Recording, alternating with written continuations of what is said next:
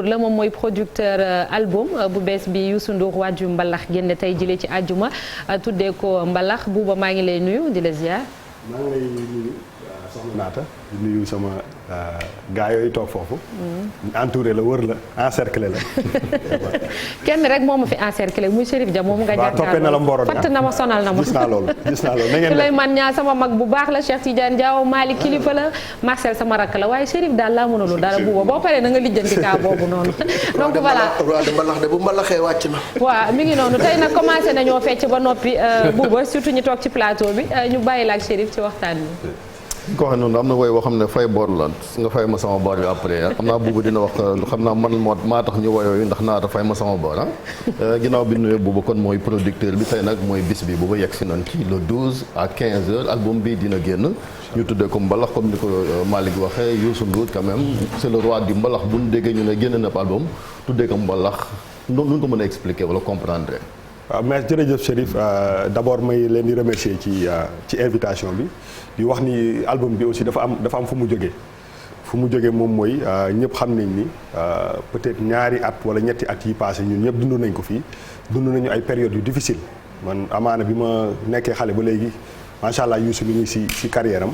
et musuma ko gis mu toog 2 ans yoo xam ne amul benn activité en tout cas la ñu foog sur scène wala en tant qu'artiste et ndekete période boobu yëpp moom aussi mu ngi retranché wu biir këram di liggéey di bind di coordonner ak ay yeneen artistes yeneen musiciens donc ci biir discussion rek mu xamal ma ni que ni vraiment bëri na ay temps yi yu mu bind quoi man nag xam nga man damaa sopp ma fexe ba pousse parce que mu ne corona bi lu mu yàgg il faut mu commencer di wàcc et puis il faut ñu ko anticiper commencer liggéey donc foofu la projet bi juddoo donc ñu jël ci li mu liggéey lu bëri jël ci une partie pour vraiment préparer un album donc turu album bi vraiment c'est ci moom la jógee parce que moom laa c'est un album très personnel li ci nekk yëpp vraiment ci moom la jógee ñun dañu mën mise en forme bi rek la ñu def donc pour man ku ne mbalax ne Youssou Ndour kenn mënu ko ci génne et je pense que moment bi jot na pour que au-delà du Sénégal parce que aujourd'hui àddina bi mën nga toog Sénégal di def dara loo xam ne day wër àddina bi yëpp donc mu bëgg quand même que ce nom de cette musique là bi nga xam ne moom bokk na ci ñu ko porté mu law ci àddina bi yëpp donc je pense que c'est ça le choix du titre de l'album c'est pas parce que dañu ne album mbalax la rek que sabar yeeg yëpp lañ ciy dëxëñ non parce que mbalax aussi am na identité. Quand tu parles balaa nga yegg ci boy le choix du 12 titres le 12 c'est pas la première fois que Youssou joue avec les chiffres déggoon nañ ci 44 tey ñu ni 12 titres. waaw ñaari affaire dafa am xam nga des fois si suñu réew mi boo commencé jouer ak titres yi rek tam ñu xalaat lu mystique wala dara loolooy dëgg. ça n'a rien de mystique wala de truc je pense que c'est une pure coïncidence. effectivement 44 c'était un moment boo xam ne bu am solo la loolu ay chiffres yoo xam ne la dafa tombé woon mais bii je pense que c'est coïncidence la mais y a rien de prémédité si biir loolu. Bouba, dans un album très personnel, ça veut dire quoi exactement? Ça veut dire par exemple les 12 titres Youssou moo leen bind. xam nga déjà et les textes bii pas dafa am beneen pour man beneen dimension. et je pense que loolu dafa ànd ak âge ànd ak expérience moom laay wax tout le temps rek damay wax que ni pour man grand bi dafay bind benn livre boo xam ne livre bi jeexagul. donc bii beneen chapitre la ci livre bi mais c'est-à-dire que texte yi dafa méngoo ak dayo nit ki c'est très important je pense que au-delà de la belle voix. lu ko wutal ak yeneen yi plus de 40 ans de carrière nga ne c'est personnel lan mooy différence bi ak les autres. mais parce que moom laa lay wax ni koo xam da nga tëju sa kër pendant 2 ans loo fa génn rek day personnel sooy bind morceau yi sax da ngay seet bàyyi ba sa doom yi tëdd nga nekk foofu di wayantoog yooyu donc vraiment ku xam Youssou xam ne bëri na lu mu gàddu donc depuis des années dañuy xeex ak moom sax pour que mu gën a concentré aussi musique bi mais c'est très difficile mais bii il était un peu contrarié donc c'était une chance pour nous de l'avoir et de bénéficier un peu de cet environnement boo xam ne daf ko permettre mu retrancher wu en tant qu'artiste parce qu'on a besoin de l'artiste Youssou Ndour pas du ministre que du ministre wala de l'homme d'affaires mais on a besoin de l'artiste man côté boobu lay dox donc je pense que loolu permettre na quand même mu génn li nga xam ne vraiment moo gën a profond ci moom. man déglu ko ma album bi donc moo tax may laaj bi lan mooy fil conducteur bi est-ce que am na lien entre les différents titres.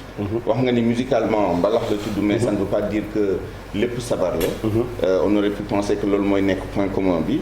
mais au plan thématique est-ce que am na benn lien bu mu recherché wala c'est juste son inspiration telle qu'elle venait. waaw mais man des fois dama naan grand bi dafa mel ni dafay gisaane parce que même si ay événements yoo xam ne yu récent yu fi am da nga gis que ni am na ay morceaux yoo xam ne ça parle presque de ça.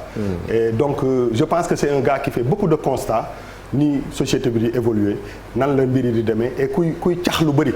kuy gis loo xam ne peut-être que day ñëw wala dara je sais pas en tout cas je trouve dans les textes vraiment effectivement am na benn fil conducteur parce que il a chanté yi ngi waxi bor am na mais xam nga bu ñu nee bor ñu naan yaa ngi naan naata li nga ma yore fekk li nga bor yi gën a diis ñun dañ koy fàtte sax. mooy yan parce que c'est pas que l'argent. waaw mais xam nga moom laa comme c'est personnel am na yoo xam ne du ma ci mën a dugg mais dama la bëgg a wax que ni ku déglu way boobu. di nga xam ni ndekete xaalis bi moom mooy c'est la dernière des choses. am na ay mbir yoo xam ne dañ koy suufantal dañ koy ñàkkal fayda fekk c'est les plus importants parce que loolu mooy tax ñu am humanité loolu mooy tax ñu nekk ay. ndax am na ay collaboration ci biir album bi Bouba. waaw collaboration bi bon quand je parle d'album personnel. tout ce qui est en tout cas chanson yëpp moom moo ko way. macha allah mais. tous les 12 titres. waaw 12 titres yi ubbi nañu parce que bon man en tant que producteur c'est vrai que gëj naa produire mais aussi man su ma ñëwee damay bëgg a def sama empreinte donc parce que rôle producteur bi c'est vraiment le patron même de l'artiste c'est la personne qui a le dernier mot et moi j'ai voulu quand même. un peu am nga sa touche ci biir. waaw diversifier sax anti beneen touche de fraîcheur donc liggéey nañ ci ak ay jeunes yu am solo am na benn jeune boo xam ne doomu Toumani Diabaté la parce que Toumani Diabaté c'est l'ami de Youssou mais aussi échangé nañu lu bëri ñoom ñaar.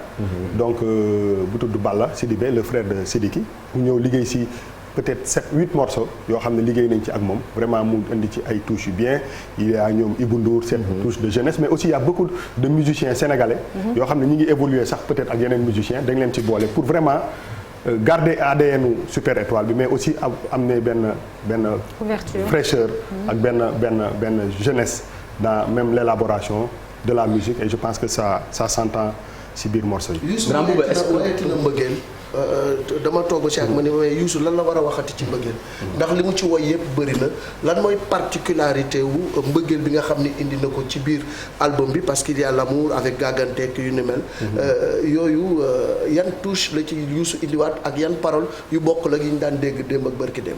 waaw pour man wayu mbëggeel yi parce que man ça m'arrive d'écrire des chansons pour yenn artistes yi mais wayu mbëggeel bi gën a neex ci wayu mbëggeel yi mooy bii am benn message boo xam ne du I love you je t'aime mon cœur loolu c'est une chose mais je pense que si way yi dañ ciy dégg ay messages yoo xam ne ñun ñii sax bu ñu demee suñu kër ci gàgganti boobu je pense que ku ko dégg parce que dégg nag dafa jafe boo ko déggee bu baax di nga am esprit de dépassement ci situation yu bëri et je pense que des fois en tant que góor on en a besoin on est très macho au Sénégal et je pense qu'il faut qu'on apprenne à prendre sur nous moom laay wax nii wayu mbëggeel la mais yàlla xam na ni li ko lal c'est même plus important que ça et je pense que ay leçons yu ñu war a jàng pour mu aussi aider ñu parce que on a constaté que y a beaucoup de divorces beaucoup de problèmes dans les couples et je pense que ay jàngat yoo xam ne la ci morceau boobu ñu muy góor muy jigéen ku ko dégg am na yu bëri yoo xam ne il faut nga jël recul et di nga ko defee. ak li xew barki démb sax dafay mel ni gisaane gi nga doon wax ci grand bi dafa ñëwaat. mais déggoo ma ne la nañ dem rek xam nga doo bëgg a dugg ci kii parce que album bi dañu bëgg quand même ñu couvrir. dévoiler lépp. non da ngay bëgg sax lépp positif mais en tout cas daal ci jamono je pense que des fois am na ay affaires yu arrivé et je pense que c'est ça qui fait la particularité de. Marcel.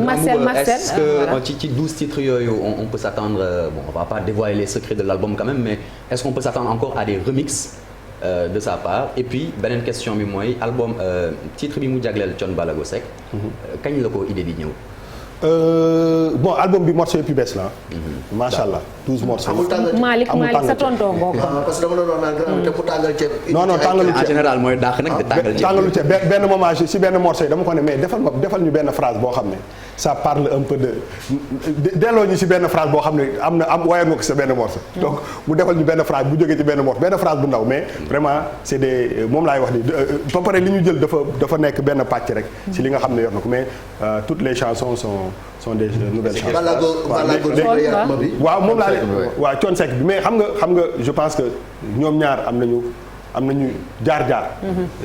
ñoom ñaar comme mbalax comme le nom l'indique ñoom ñaar ñëpp am nañu pàcc bu mag bu ñu war a revendiquer ci musique bi et man sama avis personnel mooy que musique bi maa ngi fàttaliku nekk xale bi ñu koy gëm ñu bëri gëmuñu ko ñu bëri foogoon nañ ni folklore la tëgg sabar kii on avait xam nga c'était yàgg na donc am nañu complexe boobu que reconnaître il y avait la musique cubaine et tout ça et ñoom bokk nañ ci ñi nga xam ne sans complexe ils ont porté ça jóge ci ay congas dugal ay sabar di mbalax Thione Seck ku ko xam-xam ni aussi il a beaucoup contribué donc je pense que ñoom ñaar am nañu jaar ci dimension et mooy li grand bi wax rek yàlla na fi yàgg moom Youssou Ndour te wér mais bu doon moom moo nekkoon place u Thione aussi il aurait fait la même chose. donc Ibra Kassé aussi dafa mel ni dugal na ko ci hommage bi. waaw moom laay wax ni hommage bi parce que si biir morceau yi peut-être am na lu ko maa ngi fàttali ko am na lu ko parce que ala amaana defoon nañu morceau bi sax ba presque mu pare benn moment mu ne dama bëgg reprendre benn partie parce que si biir jàngat encore on parle de jàngat am na loo xam ne peut-être fàttaliku ne que moom mu ngi am peut-être 17 ans 18 ans que Ibra Kassé daan na ko inculquer di ko wax. te loolu moom lay jëfee. et je pense que ku déglu morceau bi di nga xam ni wayu ko nii rek mais dafay way ci li nga xam ne moom la retenir et moom la jàng et je pense que c'est ça qui fait un peu la particularité de la personnalité de Youssou. yaa ngi wax humanisme muy ay valeurs yoo xamante ne aussi soxna nañu ko ci doomu aadama on parle de par exemple solution c'est de pardonner mooy baal ak yeneen i morceaux yoo xamante ne ba ci ay zéro déchet comme ni ko Mali waxee actualité la fii ci Sénégal di wax ni des fois comme ni nga ko waxee woon ci wàllu set man loolu ba léegi kon mi ngi des ci ay inspiration yu mu génne moom Youssou. waaw parce que xam nga boo jëlee way bu mel ni par exemple solution damay nekk ci oto bi di déglu vraiment moom laa lay wax ni au-delà de la belle musique et des mélodies c'est des thèmes yoo xam ne de remise en question bi ngay am te boo ko déggee ba nga parce que dégg aussi dafa moom laa doon wax boo déggee morceau yi bu baax nga capter li ci nekk je pense que ça peut t'aider ngay defee neneen et je pense que loolu mooy rôle lu musique en dehors de tout ça il faut quand même mu am lu mu def ci yow donc c'est des choses yoo xam ne nii la lay rombee chaque jour mais quand tu écoutes da nga naan mais c'est vrai que en fait en réalité quand on n'a pas ñun ñëpp bu ñu mënul di baalante suñu biir xam nga day metti quoi parce que moom mooy indi rayante bi ak yeneen donc vraiment bëri na ay thèmes yoo xam ne ci biir way bi ci biir kii bi xaw ma fu mu ko puiser mais fu mu tombé nii je pense que on en a besoin. voilà booba gis nañ ni Youssou Ndour dafa nekk woykat boo xamee ni woyal na ay génération ñoo xam ne dem nañ ba am 50 ans jëm kaw léegi am réseau social bu bees ñu woowee TikTok te dañoo gis ni réseau boobu day dem bay influencer artistes yi ci li ñuy fent. est-ce que loolu jël ngeen ko en compte ci album bi parce que am na public boo xamee ni dañoo fees ci réseau social boobu boo xamee ni dañ leen war a conquérir. waaw mais xam nga boo nekkee ab artiste bu mel ni Youssou Ndour da nga am responsabilité man su may produire album Youssou Ndour damay xam ni Youssou Ndour laay produire ma benn artiste su réseau social damay xam ni Youssou Ndour te moom laay wax ni même ni ngay élaborer musique bi. des fois ngay def benn morceau mu wóor la ni fii nga fi mën a def 4 pistes de percussion nga def fa benn parce que tu optes pour la simplicité parce que c'est ça qui fait ADN même Youssou Ndour ak Super Étoile responsabilité tolluwaay la. donc tu prends compte de tout ça de tout ce qui est évolution technologique et tout ça mais dañu am pour aussi garder aussi benn dimension parce que Youssou Ndour c'est pas que pour fii. pour àddina bi yëpp la te ñu bëri ci àddina bi dañ koy déglu et à chaque fois dañuy xaar dara lu original lu authentique Youssou Ndour donc dañuy toll ci benn jamono boo xam ne soo dof-doflu rek tu vas tomber sur benn style de musique boo xam ne moomuloo ko parce que ñun notre musique elle est jouée avec des musiciens boo seetee tendance. da ngay bañ mu wàcc yoonam.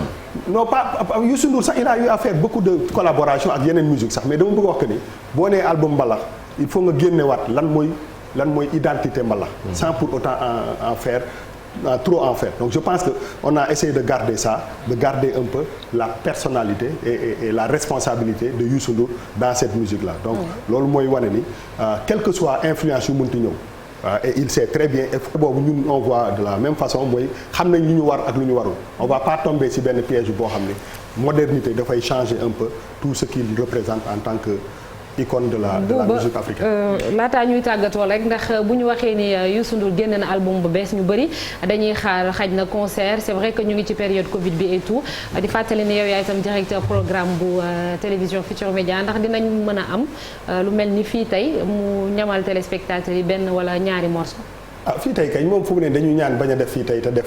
concert ñun ñëpp. waaw oui bon loolu ñu dem CICES wala feneen. wala en tout cas bon du mooy peut-être du man maay jël décision bi mais. dafa am loo xam ne appel du pied la c'est-à-dire que l'album sort gars yi bu album ñu ne kañ lay tëgg. loolu la ñuy njëkk a laaj. je pense que loolu il a annoncé son retour. bientôt nañu ñaan yàlla rek yàlla dimbale ñu ba fi ñuy dem ak feebar bi yàlla dimbale ñu ba. mu bañ a jéggi dayo ba ñu mën a vaquer à nos occupations et puis je pense que bientôt. dinañ mais il faut mu am ay solutions alternatives parce que concert moom. mooy da fii nga koy tey bi def rek entre guillemets ak contexte bi ñuy wax ay 4e vague ak yu ni mel mais tey am na système de vente bu nga xam ne moom ngeen def. pour mu am retombée. lu ci mel ni YouTube il paraît que Youssou bi mu toogee ci ñaari at yi génnul la soog a mun a évaluer lan la ko loolu indil est-ce que mun nañu xaar tamit ci côté boobu ci réseaux sociaux yi ngeen liggéey ci pour am ci. koom-koom. waaw mais dafa am ñaari mbir am na loo xam ne public bi ñoo ko moom ñoom ñooy normalement musique ça s'achète.